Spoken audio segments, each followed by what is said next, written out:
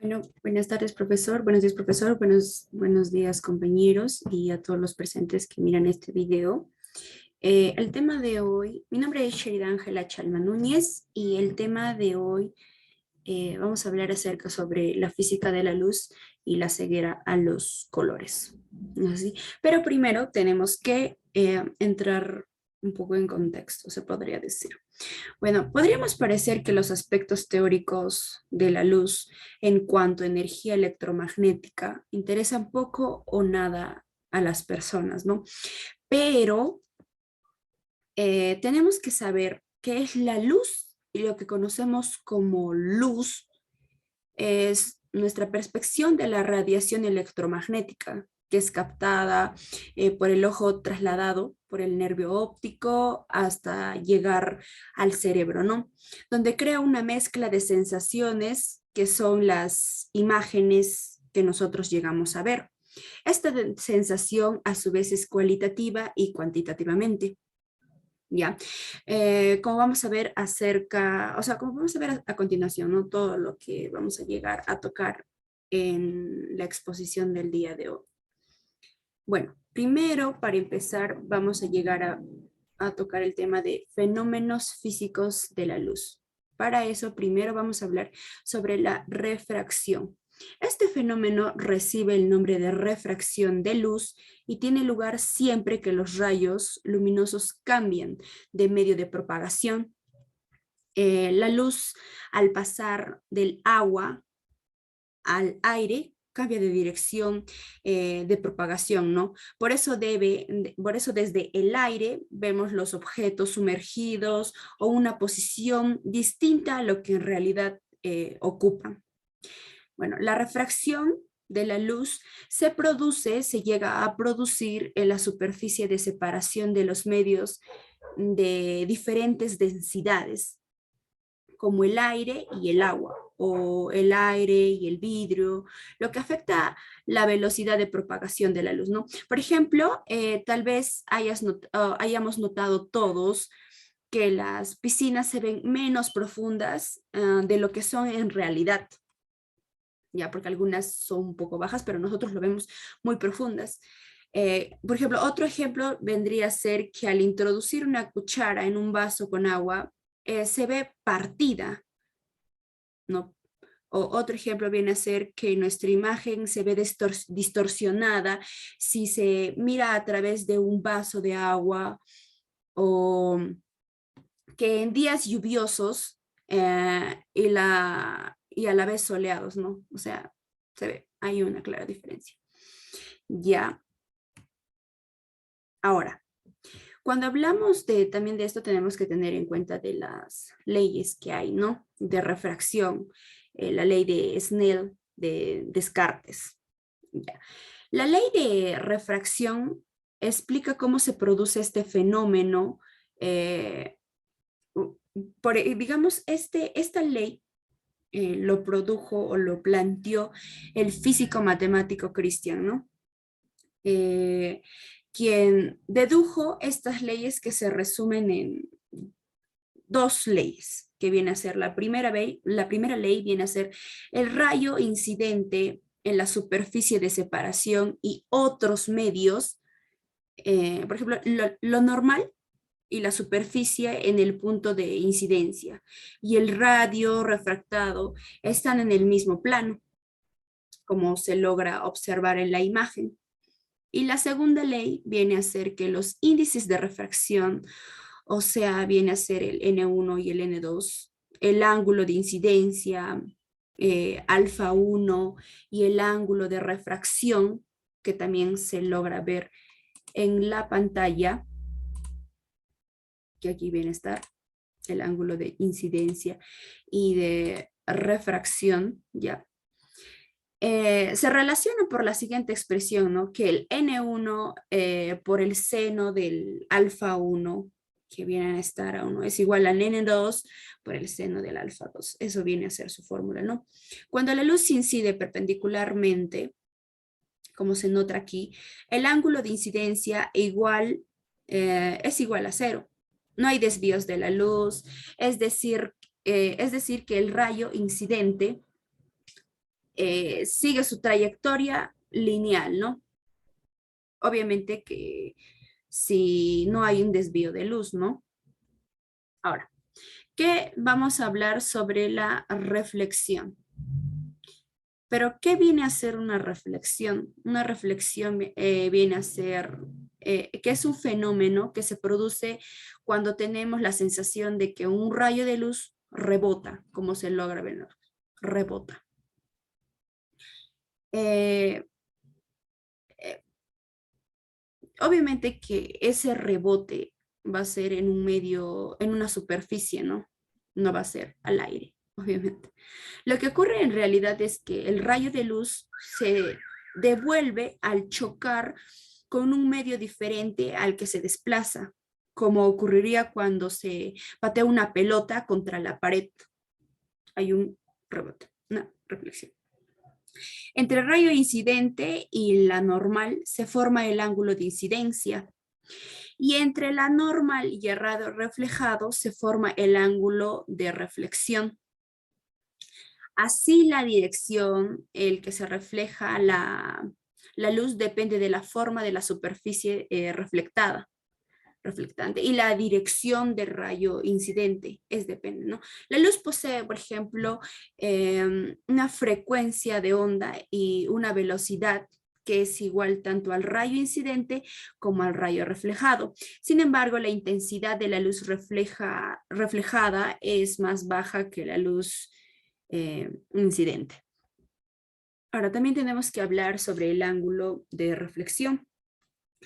Si es un rayo de luz, se refleja sobre una superficie plana y lisa. El ángulo incidente con respecto a la normal del plano será igual al ángulo del rayo reflejado con respecto a la misma normal del plano, ¿no? También tenemos que hablar de la atenuación. ¿Qué viene a ser una atenuación? Cuando la luz se propaga a través de un medio y pierde energía con la distancia, estas pérdidas depende de la longitud de onda de la señal y de las características del medio. La atenuación se mide de decibelios, perdón, que viene a ser sus siglas del dB. Para hablar también de una atenuación tenemos que hablar de las leyes, ¿no? También de Snell. De esta fórmula se deduce que cuando un rayo de luz se desplaza de un medio 1 con velocidad EV1 más alta que del medio 2, el ángulo θ 2 que se encuentra acá es menor que el ángulo de incidencia. En caso contrario ocurre lo opuesto, obviamente, ¿no? Además que cuando un rayo de luz se desplaza de un medio 1, que viene a ser este de acá, de un medio 1 con el índice de refracción del N1 más baja que las del medio 2 con un N2 más alto, es decir que el N1 es mayor al N2. El ángulo de salida de la θ2 viene a ser respecto de la normal en la frontera, ¿no? Es menor que el ángulo de incidencia. En caso contrario también ocurre el opuesto. Ahora, cuando hablamos de aspectos fundamentales de una radiación electromagnética, tenemos que decir que la radiación electromagnética es una variación periódica de los campos electromagnéticos y magnéticos del éter. Cuando hablamos de una física clásica, la radiación electromagnética se propaga a una velocidad constante. Es lo que veremos como una velocidad de la luz. Ese valor es una constante de la naturaleza y es costumbre designarla como C.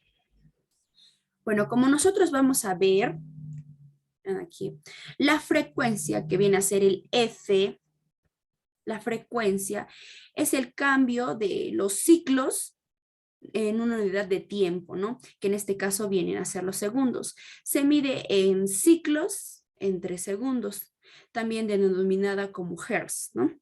Como nosotros ya habíamos viendo. Bueno, como vemos en la imagen que estamos planteando, al espacio recorrido por la onda En un ciclo se denomina longitud de onda, como ya conocemos, que la representaremos como una L. Como el espacio recorrido en la unidad de tiempo, que viene a ser de un segundo, es constante, que viene a ser aproximadamente entre 300.000 kilómetros. Y en ese tiempo hay, obviamente, que F ciclos, ¿no? F ciclos, que viene a ser una frecuencia. La longitud de cada ciclo es aproximadamente eh, 300.000 entre F, ¿no? El resultado de kilómetros entre ciclos. Ahora, cuando hablamos de, también existe una relación directa entre la longitud de onda y su frecuencia, por lo que resultan magnitudes equivalentes, como se logra ver en esta fórmula, ¿no? Ahora, el espectro electromagnético, como vemos aquí, ya. Primero vamos a hablar del espectro electromagnético, ¿no? Por ejemplo, el ojo humano es capaz de ver la radiación cuya longitud de onda está comprendida en un margen de 310 a 330 nanómetros aproximadamente, ¿no? Son las radiaciones que se entienden desde la longitud de onda de 400 nanómetros, vamos a ver, de 400 nanómetros, que perciben como el color verde. ¿Ya? Ahora, por ejemplo, eh, tenemos el 400 nanómetros como el color violeta, 700 nanómetros que percibimos como la luz roja. Obviamente que por encima o por debajo están respectivamente las radiaciones infrarrojas y ultravioletas, que no son ya perceptibles por el ojo humano, aunque sí por algunos animales, ¿no? Animales como en este caso vendría a ser la serpiente o insectos especialmente, ¿no? Ahora, la radiación electromagnética va mucho más allá del infrarrojo y el ultravioleta, dependiendo de su longitud de onda, como vemos aquí, podemos observar en la imagen. Recibe diversos nombres, desde los rayos gamma a ondas de radio largas, pasando por lo que denominamos luz. Ahora, los rayos X, las ondas utilizadas por la televisión y radiodifusión, de onda corta, larga, o entre otras, ¿no? Aunque es importante no perder de vista que en todos los casos se trata del mismo fenómeno físico, ¿no? Que viene a ser una perturbación del campo magnético y eléctrico del éter, ¿no? Como observamos en la imagen, el ojo humano solo es sensible a una estrecha gama de frecuencias del espectro electromagnetismo. Ya. Entre ambas longitudes de onda percibimos las diferencias de colores del arco iris. El denominado espectro visible, que es una ínfima parte del total del espectro, por ejemplo, las longitudes de onda de los colores principales son aproximadamente las siguientes, ¿no? Como tenemos al costado de cada color respectivo. Ahora, vamos a hablar sobre la percepción humana del color. Ajá. La percepción humana del color. Ahora, cuando hablamos de esto, tenemos que tener en cuenta que la percepción de la luz y del color se rige por mecanismos extraordinariamente complejos, es los que el ojo en sí mismo no es el mero captador de señales que se envían al cerebro, ¿no? Sino un dispositivo capaz de preprocesar la señal recibida, la cual, la retina, por ejemplo, la retina del ojo humano tiene 4 tipos de células sensibles a la luz. 3 de ellas se denominan conos, tienen distintas sensibilidades a las radiaciones del espectro. Intervienen en la visión normal, que se denomina como fotopica. Fotopica. Y en la percepción de los colores, ¿no? El cuarto tipo de célula son los bastones. son extraordinariamente sensibles a la luz de intensidad muy baja y colaboran a la visión en semioscuridad, en la denominada visión nocturna, como muchas personas lo conocen, pero no tienen influencia en la formación de imágenes en condiciones normales de iluminación, ¿no? Existen unos 6 millones de conos y 100 millones de bastones en cada ojo, aunque su distribución no es uniforme, obviamente, ¿no?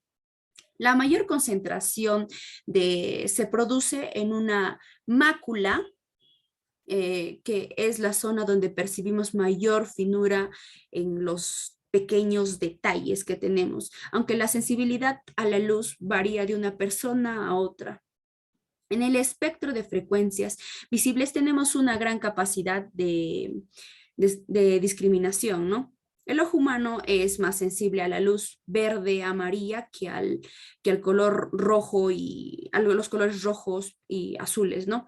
En realidad, el ojo tiene una mayor sensibilidad cromática para los colores extremos del espectro, ¿no? Especialmente al rojo, azul, morado, de forma que tiene más capacidad para distinguir diferencias de color en estos que los centrales, ¿no?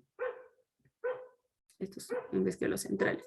Aparte de esta distinta sensibilidad para los diferentes colores, la resolución monocromática del ojo es mucho mayor que la cromática, ¿no? Ahora también vamos a hablar de otro tema muy importante que viene a ser el test de Ishihara. ¿Pero en qué consiste este test de Ishihara? El test de Ishihara es la prueba más utilizada para diagnosticar y clasificar las alteraciones de la visión del color, una discromatopsias, comúnmente conocidas como el daltonismo, ¿no? Que es un nombre por lo que muchas personas llegan a conocerlo, ¿no? Este test fue inventado en una universidad llamada, bueno, en la Universidad de Tokio, por el doctor Ishihara en el año de 1917. Este test consiste en 38 tarjetas compuestas por círculos con puntos de colores de tamaños aleatorios en su interior. Estos puntos suelen formar números o laberintos, ya cabe resaltar, ¿no? Como vamos a presentar en las siguientes imágenes en un breve momento. Cuando hablamos bueno, el test de Ishihara, además de diagnosticar y clasificar el daltonismo, también se utiliza para conocer el estado nervioso óptico y obviamente que también sus fibras, ¿no?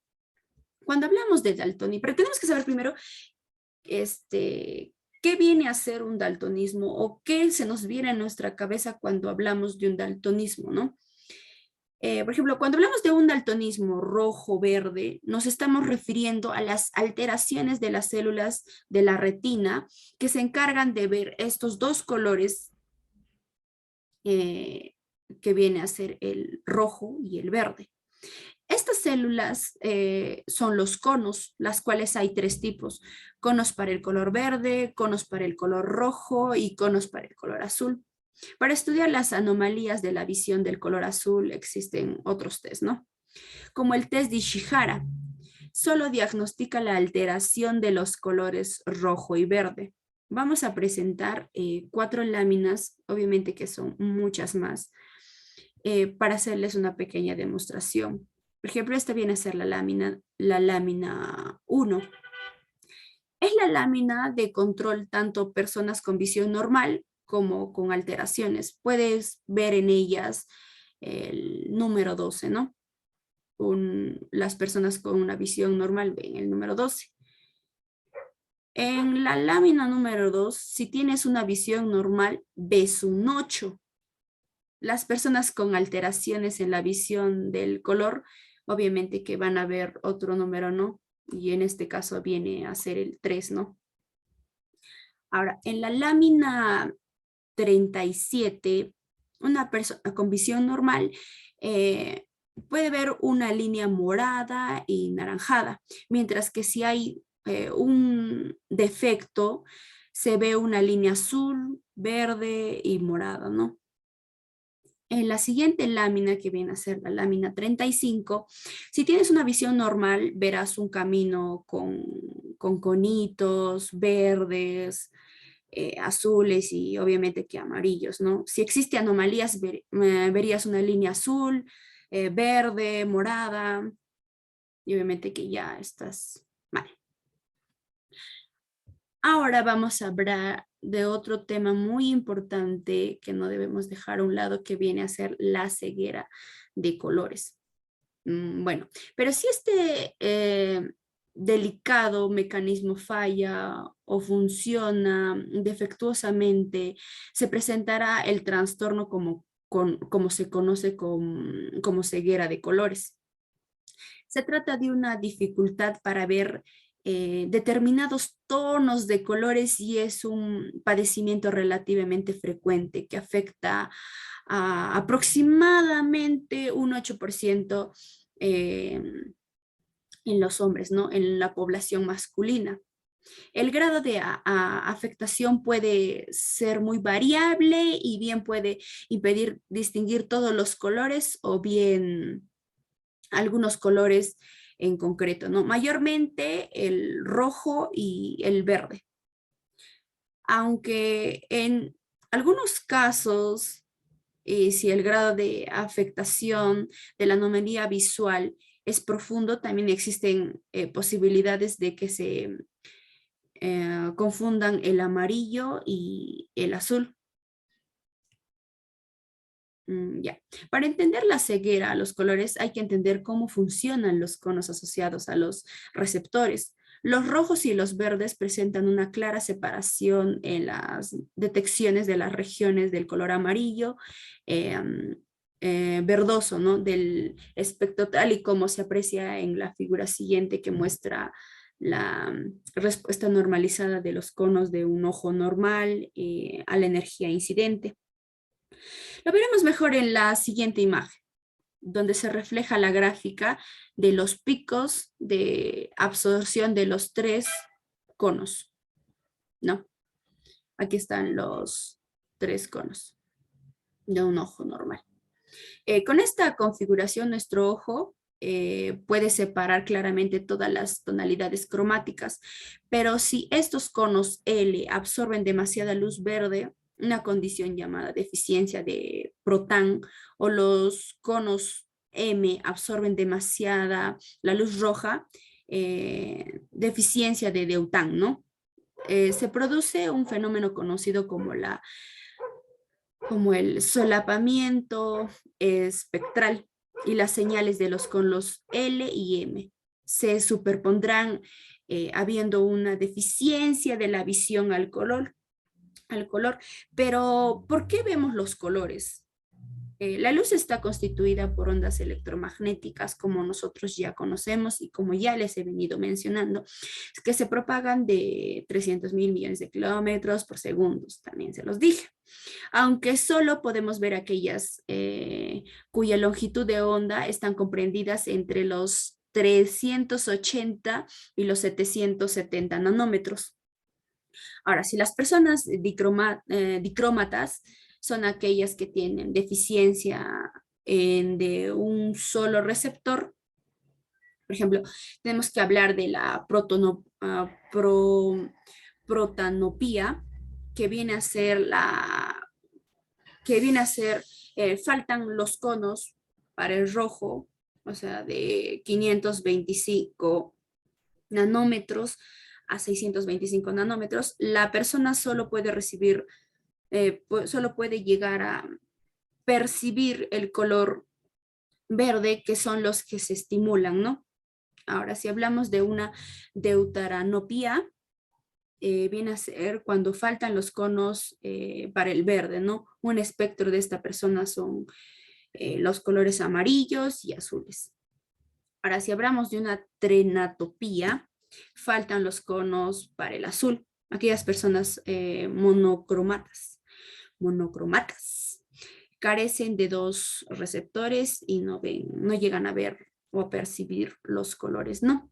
Bueno, eso fue todo. Espero que les haya gustado. Muchas gracias por su atención.